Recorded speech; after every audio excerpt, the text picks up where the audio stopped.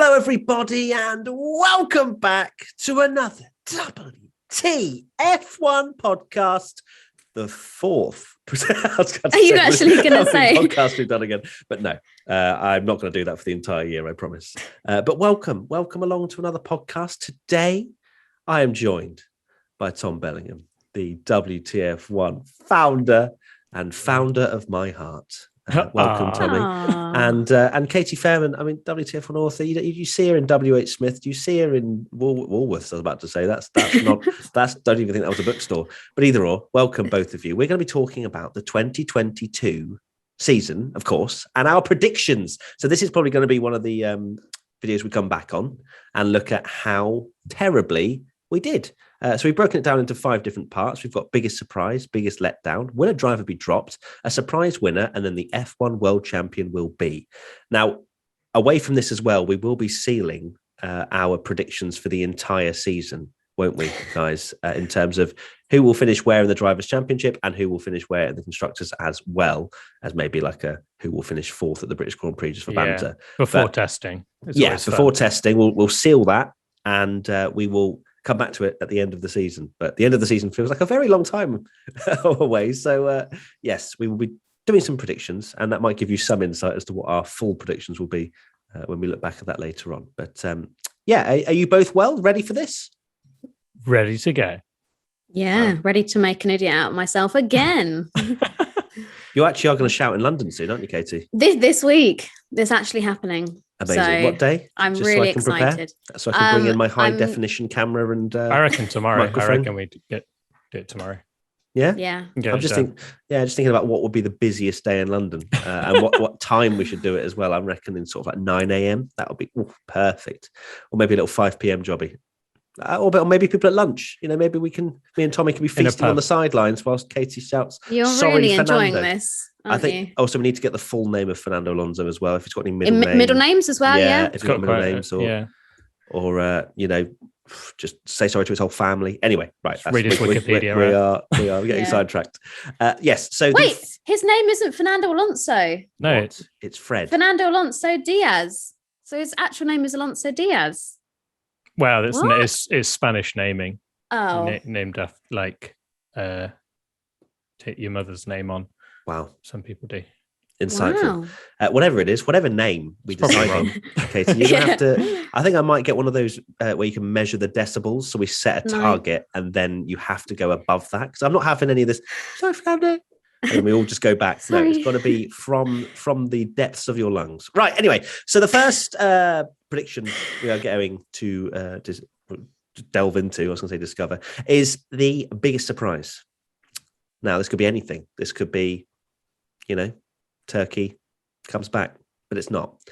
For me, my one is Mick Schumacher. Just generally. You will probably realise that this whole podcast is just going to be fanboy central. Sorry, just passionate because, we'll get into it. But yes, I think that Mick Schumacher will be the biggest surprise because if people haven't assessed his career so far, he takes a year to warm up. Just a little.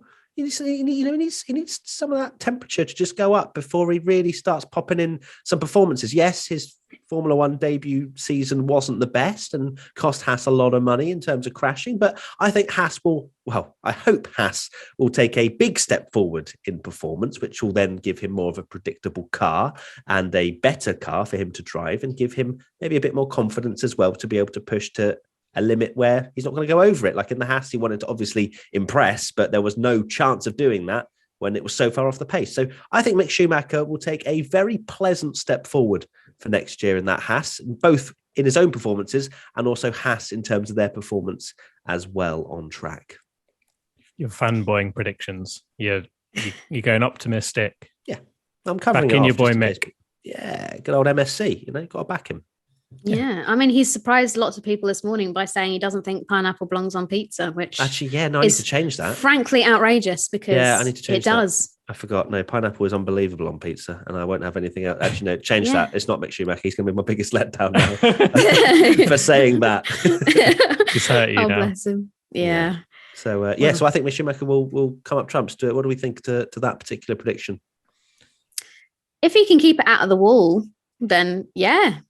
then Right. hopefully he'll get on well. I think it depends with Mick whether the Haas improves or not, because I think a lot of his crashes were because he's pushing hard because he was the one that was actually able to get on the back of a Williams sometimes, and yeah, I said it before, but the people that are almost there and then trying to make up for their lack of car ability always seem to be the people that crash the most. So, I think based on what he's done throughout his career in terms of like second season a lot better, but he did have his moments this year. So I think last year.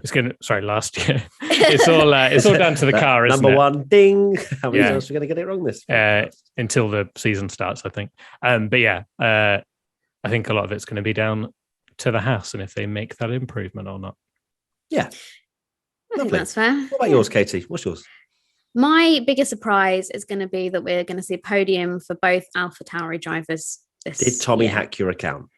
No, but I've obviously been spending too much time with him. You've got on.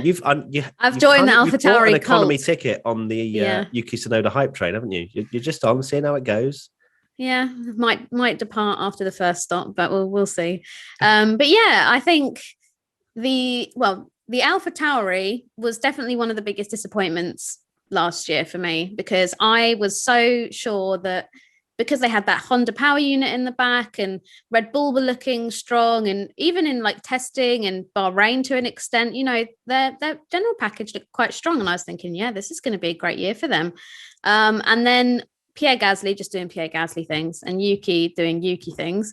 But yeah, just see Tommy's face there like, oh. But hopefully, like you say, second year for Yuki, same as Mick. He's got a bit more comfortable. Maybe Abu Dhabi, yes, he got a fourth place there. Possibly, looking at how he did generally, it was a bit of an anomaly.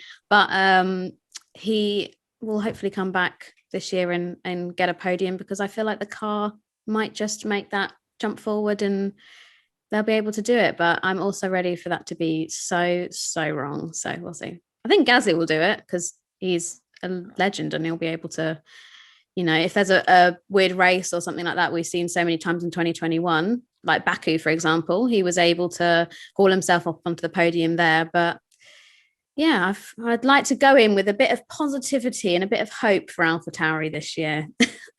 Okay. Foolishly. Okay. I respect that. It's a bold, biggest surprise. I think if it was just one podium, then, it's pretty much a done deal, wouldn't you say, with Pierre Gasly? But yeah, I think there is an element, I guess, of recency bias with Yuki Tsunoda. When you look at the season as a whole, it was a bit of a stinker. He was the red flag's best friend.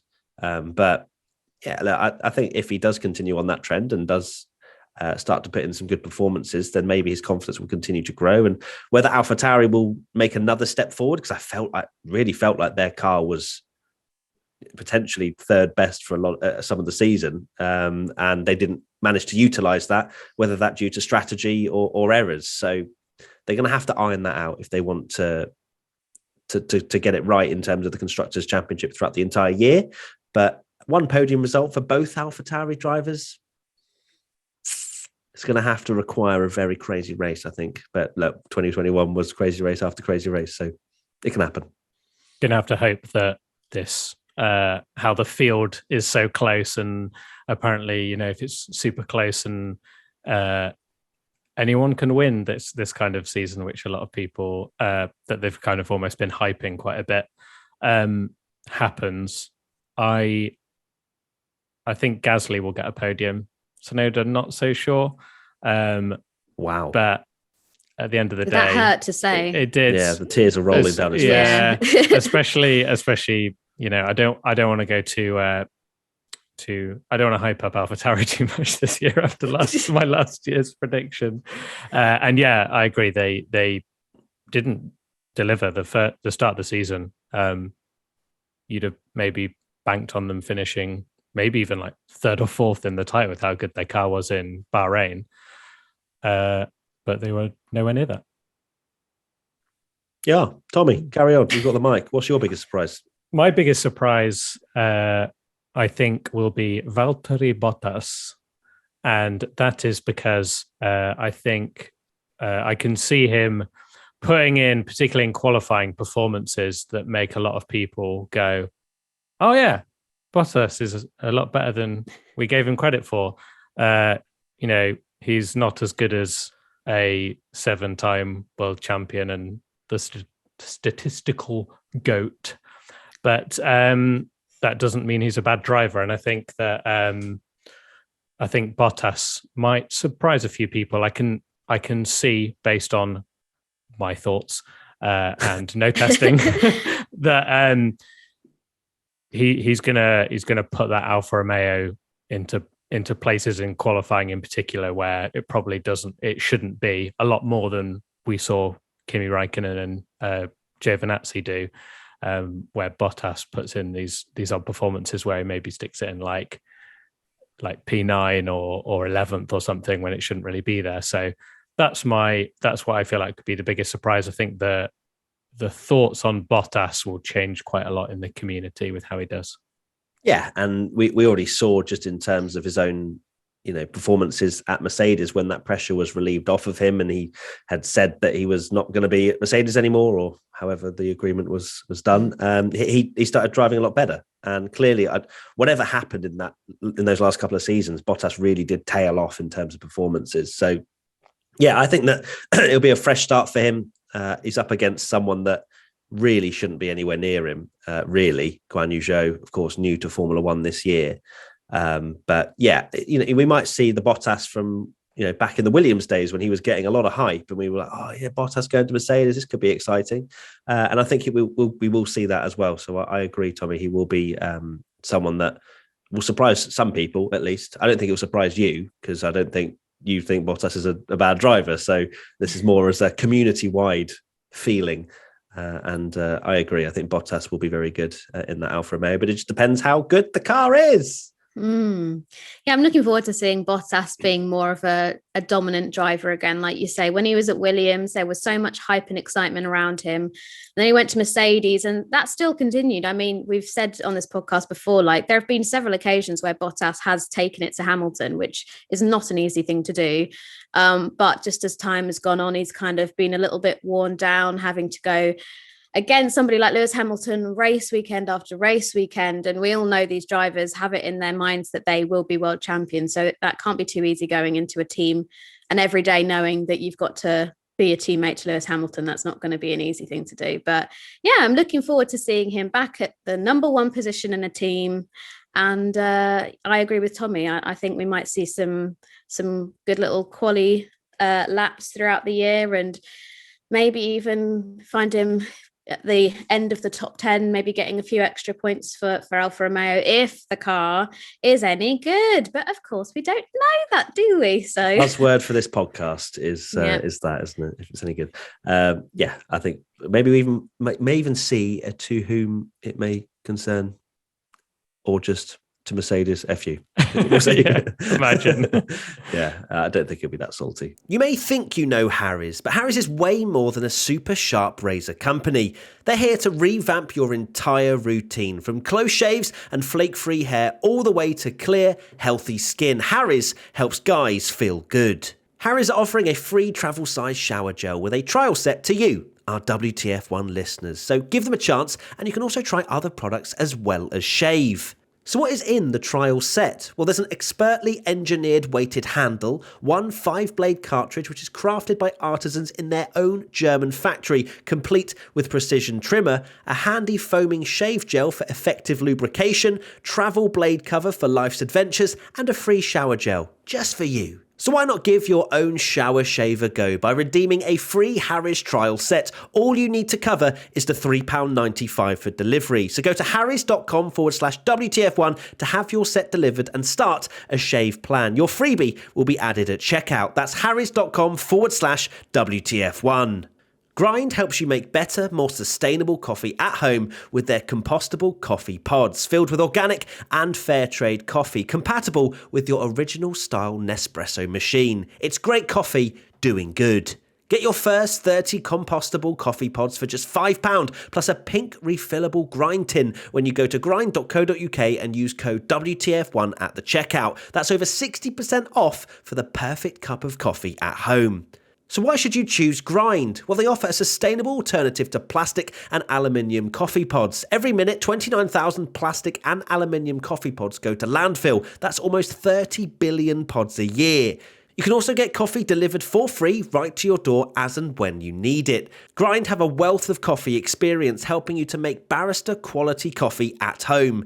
In addition to all of this, it tastes great. All of their coffee is certified organic and fair trade. So why not try it? Go to grind.co.uk and use code WTF1 for your first 30 compostable coffee pods for just £5 plus a pink refillable grind tin. But right, okay, so that is the biggest surprise done and dusted. Now we go to biggest letdowns. We've gone from positivity to sadness.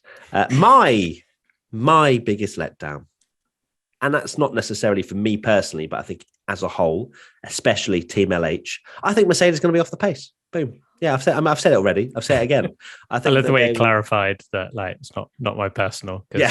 Because everyone's probably Mercedes like, off the Mercedes pace. off the pace. No, I think that obviously I'd like to see them up the front fighting other teams, but I there's obviously talk about how grueling the last season was for both Mercedes and Red Bull in terms of fighting each other to the very last minute in the season. And of course, that's going to take some attention off of the 2022 car. So I feel like Mercedes may not get it right. And, it's pure speculation. We don't know. But I see it happening. And mainly because I've got my Ferrari rose-tinted glasses on. But I feel like they will be at least not the pace setters from the get-go. And I can't wait to be clipped when they are a second clear in pole position in Bahrain. But yeah, I think there's a very real possibility that this could happen in my head. I think that's quite a bold prediction. You say my AlphaTauri one was bold. I'd say this is bolder. Just third, just like third fast. Oh, okay, they're not going to be like with Haas. They're not a Haas. Yeah, well, No. Haas is going to be like at least fifth. Come on. Oh wow. Okay. No, I'm sorry. I didn't mean to say that. Seventh. Sorry, carry on. That's all right. I think that Mercedes will be kind of in the same place really as they were last year. They're such a huge organization. They've got so much resource behind them that I can't imagine a change of regulations is going to cause them to have that much of a fall off. But I won't go into too much because I know that Tommy has got quite an interesting take on it as well. So I'm just going to sit back and watch you two fight it out, I think. Tommy's spicy. Well, it's quite funny because one of us is going to be right here. I might as well just go into my prediction because it covers it, and mine is Mercedes domination. And that's in terms of the letdown being that we were promised, and the thing I guess it's the thing everyone feared, that we finally got this title battle after years of Mercedes dominance, and then the rules changed. And again, it's just a prediction, but I see it exactly the opposite to you in terms of how Mercedes said how much they were putting into their 2022 car. It could be just them playing mind games with Red Bull at the end of the season, at the end of the day. But the fact that they still won the constructors and came that close to the drivers in a season where they kept saying, 2022 is where our focus is. That scares me quite a lot. And my biggest worry is that they could just absolutely nail the regulations and we go back to 2014, 2016, where the Mercedes are just pretty much guaranteed pole every single race and winning every single race. And if that's the case, please, George Russell, be good. Yeah, fair. Okay, look, you're allowed your opinion. This is literally just a roll of the dice at this point. I don't necessarily believe that all the headlines of we're focusing on 2022, because a lot of that could have been used as bluff to be like, okay, Red Bull, stop developing your car in 2021, please, because we really want to win the World Championship. So, there's lots of mind games that always happen. The F1 teams don't always tell the truth. And we will see. One of us will be clipped up and be wrong. Yeah, it's going to be interesting to see how they get on this year. I guess the way my thinking is that the new rules might not quite be as order shuffling as we think. Stop. It's called biggest letdown. What's all this negativity? I know, but well, like, I just go for the jinx and then I'm wrong. Come on, go for the jinx. Okay, yeah. No, but no, this is generally I could see it happening, but I of course definitely hope not, because what we want to see is lots of drivers, lots of teams at the front. Well, George Russell said it's going to be a 5-way fight for the championship. He thought, didn't he? Yeah, but Toto Wolff also said one year that Mercedes were going to be with Williams, and they won the title by 7,000 points. So now you don't believe the title. Right. Katie, what's yours? Mine is to do with the team on the opposite end of the grid, and that is Haas. And I've just got a feeling that they're not really going to improve at all on 2021. I know that they said all this stuff about we're focusing on 2022 and these new regulations, and that's why the car was a bit of a dog last year. But I'm afraid if I had to look into my magic crystal ball, which is probably going to get taken to the shop for a refund because it won't come true. But I can't see Haas making that much of a step forward. Like, comparing them to someone like Mercedes, the facilities they have at Haas are just like, not really, they're non-existent. Facilities, I was like, you don't have the facilities for that big man. I get that reference. I get that. But like, they don't even have a simulator. Like, come on. Yeah, I did see the F1 game. Yeah, I was going to say. I mean, that's going to help, isn't it? I've seen pitch. I think it was a joke, but like Mazepin on really. Like an N64 or something. Like, to be fair, Mercedes have dropped the 2021 car in iRacing, so there's some level. You can just copy that. Write that down. Yeah. So again, one of us will be clipped, me or you, Katie, as to, because obviously I said Mick Schumacher's going to be the biggest surprise. They're going to take a step forward, maybe like 7th, and you're just like, nah, they're going to be dead, fam. So when they swap Guan Yu Zhou and Mick Schumacher, so he goes to Alpha, then maybe. Maybe. Yeah, the path is being set for Mick Schumacher to Ferrari eventually. Okay, so cool. Right. Let me just. Sorry. Take the mic. Take the mic. I'm more on Katie's side here in terms of the facilities, because, and also I think it's the problem being the 2 inexperienced drivers still for me. And you could say as well that there's so many teams that keep saying, like, we've put all our effort into 2022, we'll be the best. And we said it in the last podcast, only one of them can be the best. And I can see Haas improving, definitely. I think Haas will improve. And I can see them improving a lot in terms of where they were last year, as in not dreadful. So they're more comfortably in the midfield. I definitely don't. I don't see them like. I guess you're probably the same, but I don't see them being like really good, or like it's probably just tail end of points, just closer. Maybe they'll make a car just like they did a few years ago, where they work just randomly in one qualifying session, where Kevin Magnussen will stick at 5th, and then that's about it. They always seem to do really well in Australia for some reason.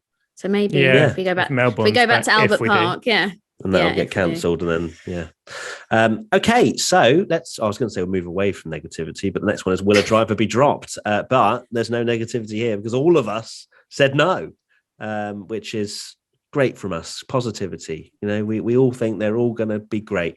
No, I don't think a driver will be dropped. I think there will be obviously an understanding that it is a completely new car, that they're going out into the unknown. A bit of Frozen restaurant reference there. I think that, there's not going to be a driver that loses their seat, but I think there will be pressure. For example, that Guan Yu Zhou, for example, if he is so far off the pace of Bottas, there are drivers waiting in the wings. There's the Oscar Piastris of this world that need a seat, definitely, for his talent. So there is going to be pressure on the field to deliver, and the only real comparison you can have is to your teammate. So it's going to be one to watch for sure, but on the grid, I don't think there's anyone that's going to be a risk of losing their seat, either due to being close enough to their teammate or having enough finances to be able to cover it. Yeah, the aspect of dropping a driver obviously was quite a popular thing a few years ago with all the Red Bull drama and stuff like that. But I think, like you say, Matt, they'll be fairly understanding, new regulations. And the last thing that a team's probably going to need is that driver inconsistency. If anything, they're going to hopefully lock in a driver for those 23 races so they can get the best possible feedback. If they suddenly get a driver who might not be performing too well on track but has actually got a good understanding of that car and then saying sling your hook, you're out, that's going to be all that data, all that information that they've sort of gathered and like a fresh slate, and that's really not what they need for 2022. So I'm saying no one's going to be dropped. Yeah, same. And the reason for that is because the drivers that I can see maybe doing so poorly, like you say, Matt, like a Guan Yu Zhou, or even if, Mazepin doesn't improve anywhere near as much as he did last year and is still, miles off the pace. At the end of the day, they're the one in a lower team that need that financial backing, so they're not going to get rid of them. I can see a driver, going at the end of the season if they don't perform. Sonoda, Albon, maybe if he doesn't beat Latifi, because they're drivers that don't have huge financial backing that is going to completely ruin the team if they go. But I think and I hope as well that we don't see drivers being dropped mid-season, because I can't see it happening personally. Okay, well done. We watch this be the worst take of history. We lose 3 drivers from the grid or something.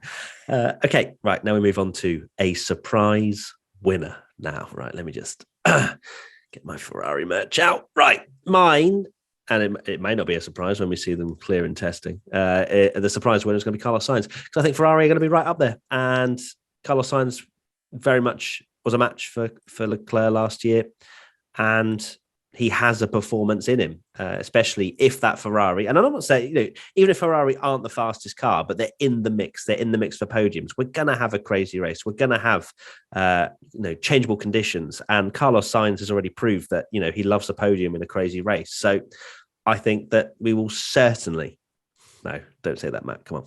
Carlos Rewind. Finish. We will most likely see a victory for Carlos Sainz if that Ferrari is anywhere near in the mix of the top 3 teams. Well, certainly when we were asked to put our ones forward, I thought of Carlos Sainz and I was like, is that going to be a big enough of a surprise though? Because I feel like it's just almost a guarantee that sooner or later he'll get that first win. Well, now you've said it. What? Oh, no. I was going to say it's the same. Yeah. So I think it's only a matter of time. And with the Ferrari package at the end of 2021 looking pretty competitive, I'd like to think that it's going to happen. Hold on. Right. Before you two say your predictions, right? Both of yours are serial race winners. Carlos Sainz has never won a race. Well, this is the thing. Yeah. It's how you see a surprise winner, because I guess the reason it's really difficult to pick, and I struggled to pick this one because I guess it's only a surprise winner until we kind of know what the pace is. So obviously, like Carlos Sainz would be a surprise winner if we're going on it's this year's pace. But if Matt's birthdays and Christmas dreams come true and Ferrari are 5 seconds faster than the entire field, no, not 5, then 3.5. then the first race and Ferrari are really good, then we'll be like, well, of course Sainz is going to win a race this year. So it's a tricky one. This is from now. I'd say it's a surprise. But right now, Sainz. Right now. I would love to see Sainz get a win, and I think he would. And you could argue that like Lando kind of comes in that category as well. So if we go on to mine, if we're going on Matt's definition of surprise, I'm going Lando Norris. If we're going Katie's definition of surprise, I'm going Fernando Alonso.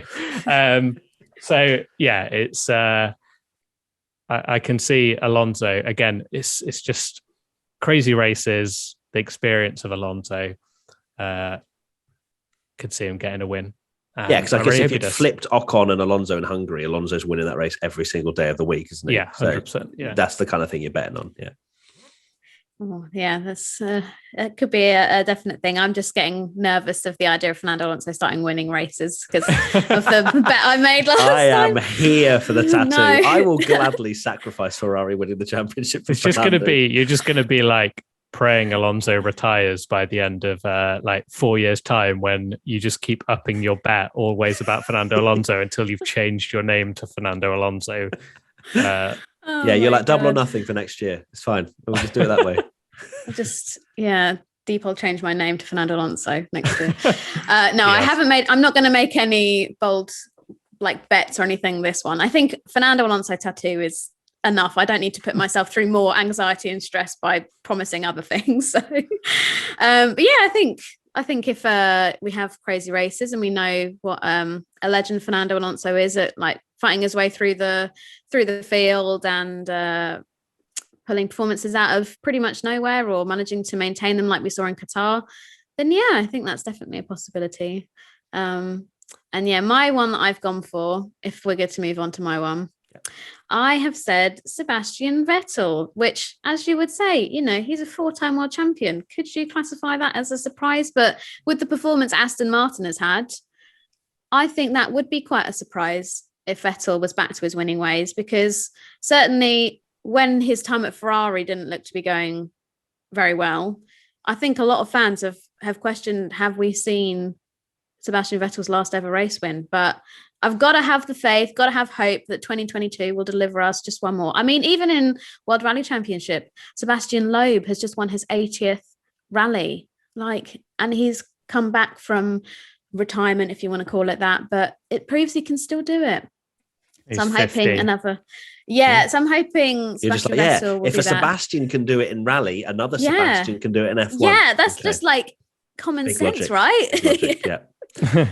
Okay, I mean, look, I'd love to see Vettel win. I think every single person in the community would love to see Vettel win, which if you'd gone back to his Red Bull days, no one in the community wanted Vettel to win. So it's amazing how times have changed, but he's done some amazing things in recent times, both on and off the track. And I'd love to see Seb have a surprise win, just like Ocon did in Hungary, because it would be a very feel-good moment. I don't know whether it will actually happen, but Aston Martin are going to have to get their act together if they want to be in, even with the shout of winning such a race.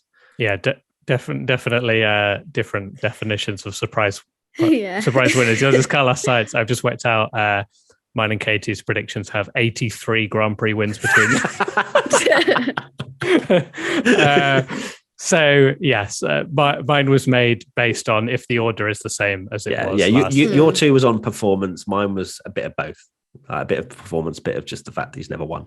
Cool. All right. So now we move on to the final prediction, and the one of which I don't even probably need to say my answer. Hello, Frank, in the background. I don't know if you can even see that on the podcast because you've got a narrow frame. But either way, F1 World Champion. So, who's Matt picked? I wonder.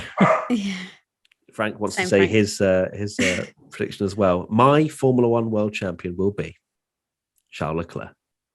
It's happening. It doesn't matter. I am what's the word? Forcing this into existence, basically. I am manifesting. Manifesting, that's the word. You're wearing red as well, Katie, thank you. So there is signs that Ferrari are going to be great. Those signs are all in my head. But look, it's just gonna happen. It would need Ferrari to be very, very good, because I think, as I said previously, Charles Leclerc is prone to some mistakes. But if Ferrari have a title-winning car, let's have it. CL16. It's over for you guys. It's happening. I mean, if everyone thinks that I'm biased before towards Lewis Hamilton or British bias towards George Russell, just get ready for Charles Leclerc. And he's not British. Goodness. Yeah, he's not. Last time I checked, no. And didn't you put a tweet out and Charles actually liked it? So he's also behind the plan. He's on the hype becoming train. World Champion. Didn't even tag him. I was just like, Charles Leclerc's the World Champion. He was like, I am. There we go. That's my evidence. That's my evidence. Okay, so clearly he knows something and he's liked it. So here you go. It's meant to be. Yeah, Leclerc's. The narrative around Leclerc isn't actually annoying me, and I don't even support him like you do, because literally losing to Sainz by 5.5 points. The amount of people that have just like written him off and think he's terrible now is an absolute joke, to be honest. I think if Ferrari have a World Championship winning car, Leclerc can definitely win the world title. And I've said it again. I've said it. Say that again, Tommy. Leclerc, world champion. I've got to. I put a really it's bad similar. It's similar in a way to Verstappen, where everyone said everyone sort of said, "Oh, Verstappen, like, yeah, crashes all the time. He won't be consistent if he gets a good car, but he got given a good car and he could just be fast enough that he wasn't crashing all the time for trying to make up for the car's insufficiencies and all that, like I've been saying." And I feel like if Leclerc got a car that could do that after his experience from like 2019, yes, he made a few mistakes there, but remember that was literally his second season in F1, and he was like, straight into that Ferrari really quickly. I think he could challenge for a title. So if Ferrari, no offense to Sainz, but if Ferrari have the car, I think Leclerc is the one that's taking the title, not Sainz. Thank you, Tommy. I love these Your money's in the post. fact that we're I just love that we're talking about this and putting Leclerc's name in with the others, because it's been so long where we've approached a season and it's been like, yeah, Hamilton's probably going to do this. And although last year, after testing, there were like some murmurs that maybe Verstappen is actually looking really competitive and he could do it. But yeah, I'm just loving just a bit of something different variety going into the year. Yeah, it's good. You're welcome. It's supposed to us. Yeah, exactly. And then we go to our one. All right, Katie, what is yours? I think that Lewis Hamilton will not retire. He'll come back and he's going to be F1 World Champion. And I'm going to say it. I think that if he gets his 8th World Championship, then he's going to bow out. Even though he's got a contract that extends to... Did he sign a 2-year contract? Is it at the end of 2023 anyway? Or am I getting myself confused? But basically, I think even if he is still under contract for another year, I think Hamilton will say, thank you, but goodbye after everything that happened in Abu Dhabi. I think the guy will be wounded. He's trusted a rule book that maybe hasn't been so kind to him. And yeah, he'll want to prove a point and then say, he'll get out his car, kick down Michael Massey's door and go, there you go, and walk off and retire. Wow, imagine that. Netflix would be frothing at the mouth if that happened. Don't even. God, we need to get through Drive to Survive from this season. True. Start of March. Okay, Lewis Hamilton. I mean, it's not exactly the boldest of predictions. I think this. Sure. Obviously, if you go with my predictions, it's all wrong because Mercedes are off the pace. But you guys and Tommy, of course, thinks that Mercedes is going to be very, very good. And yeah, if they are, Lewis Hamilton, will beat George Russell over the course of the season. I think that's goes without saying, really. In terms of pace, whether there's going to be a lot of bad luck, we don't know. The cars might be unreliable. That's why the first 3 days of preseason testing is private, because they think they're all going to blow up. So, I think if Hamilton wins the World Championship this year, he'll get 9 and he'll do it next year as well, because if he is contracted, I think he is loyal enough to the team to not just be like, I'm done, mate. Because he'll get that redemption. And then if the car is, quite a bit better than everybody else's, why would you leave? If you've got that, that kind of, you're on a bit of a roll, you've just won the World Championship, you've got 8, all right, let's extend it to 9. Let's see if nobody can beat my World Championship record. And yeah, if you've got a great car, fair enough. If it was like toe-to-toe, that's more stressful than 2021, then maybe Lewis would be like, okay, that probably should bow out. But if it was a bit easier, I think he'll go for 9. Yeah, Hamilton... There's always the talk about Hamilton retiring when he's got the best car, and then there's people like Fernando Alonso that are just desperate to be in that car just for one more season to get a title, and are kind of taking their career even longer than they probably expected, just so they've got that opportunity. And I imagine a lot of people, were like, please retire because I want a Mercedes seat. I've also gone for Lewis Hamilton.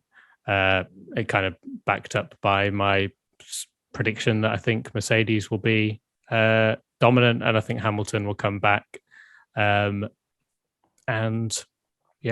Just wrap it up in Mexico like traditions. Why do you think it'll be wrapped up in Mexico? If they're as good as my prediction, then yeah. I can just see Merc just nailing the regulations with all their resource, all the stuff they've put into it, and all the dollar bills that they've got behind them. And it's at the end of the day, it's still like the hybrid engines and stuff, and they have they have been the team to beat even this year. They won the constructors when in the first day of testing, they were worse than Haas apparently. So that's sarcasm. But yeah, I can see Hamilton winning the championship. Lovely. Getting Thank his you. 8th. And I've just thought of one final prediction I'm going to put you both on the spot for, No. which is to do with what you've just been speaking about, kind of. How many points will Lewis Hamilton beat George Russell by in 2022? And I want a number from you both. I'm going to say 48. Tommy's now looking up the points table because he's forgotten how many points of 67. No, maybe I'm looking more. how many. I want to see how much you beat Bottas by, and then get a. I'm going to go for 105. I think George is his lapdog for a year. Wow. Yeah, like maybe Frank, we'll who go you're there. holding. Exactly. Oh, yeah. Not just. I think not that like Russell be ahead and move out the way. I think that could happen like later in the season at the odd race. But I can see. Personally, I can see George with his ties being a bit more sensible and sort of thinking about the future. We've had this discussion, haven't we? Where does he go hardcore and just I'm the number one now? See you later, Hamilton, or does he kind of think, no, I will do my part? But we will revisit those predictions when we're all wrong and George Russell's beaten him by 100 points. Yeah. We will see. Okay, brilliant. Tommy, final thoughts? Goodbye. Frank's final thoughts. Yeah, Frank, come on.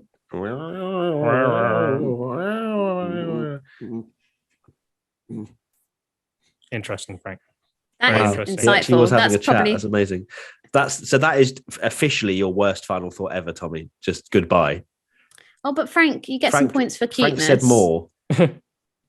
Oh, we didn't do a yawn. Whatever that was, it could have come true. Katie, what's your final thoughts? My final thoughts are, see you in London. I'm shouting it's happening, and let's never speak of it again once it happens. Thank you. Goodbye. Oh, it's going to be spoken about. It's going to be shared. It's going to be videoed. It's going to be brilliant. By the way, I want to make sure that you actually record it, because I have visions that I'm going to do it, and then you're both going to go, we weren't recording. You got to do it again. Well, we and might I'm not doing it again. You're giving us an idea. That is exactly how we speak as well. And it's not happening. I'm doing it once. In the corner.